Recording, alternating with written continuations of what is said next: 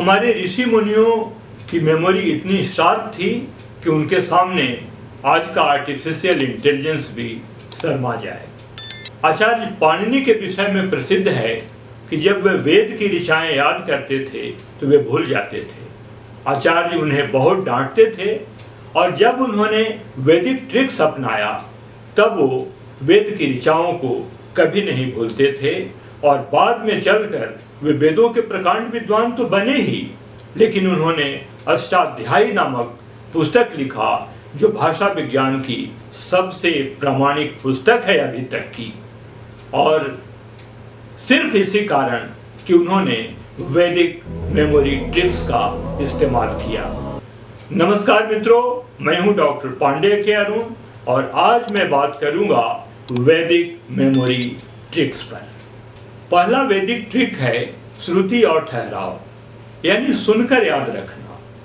गुरुकुल में आचार्य और उनके शिष्य सुनकर और बार बार दोहरा करके श्लोकों और श्रुतियों को याद किया करते थे, और ये तरीका भी मॉडर्न तरीका हो सकता है, क्योंकि हम अगर किसी चीज को बार बार पढ़ेंगे, बार बार रिदम में उसका दोहराव करेंगे तो वो हमारी मेमोरी का हिस्सा बन जाएगा।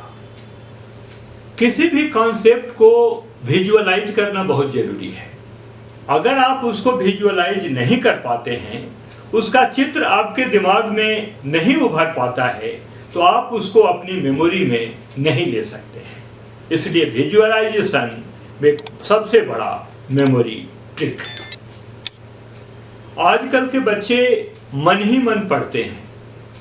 ये कहा जाता है कि जब आप बोलकर पढ़ेंगे, लय में पढ़ेंगे, तो 40% तक आपका रिटेंशन ज़्यादा हो जाता है। इसलिए बोलकर पढ़ना जरूरी है, बार बार पढ़ना जरूरी है, क्योंकि ये मेमोरी में, रिटेंशन में काफ़ी सुविधा मिलती है। योग और प्राणायाम से मेमोरी बहुत शार्प होती है। अगर आप अनुलोम विलोम करते हैं, भ्रामरी करते हैं और ओंकार नाद करते हैं तो आपकी मेमोरी बहुत शार्प हो जाएगी, लेकिन यह आपको नियमित रूप से करना होगा। मित्रों, फिर हम आचार्य पाणिनि की बात करते हैं।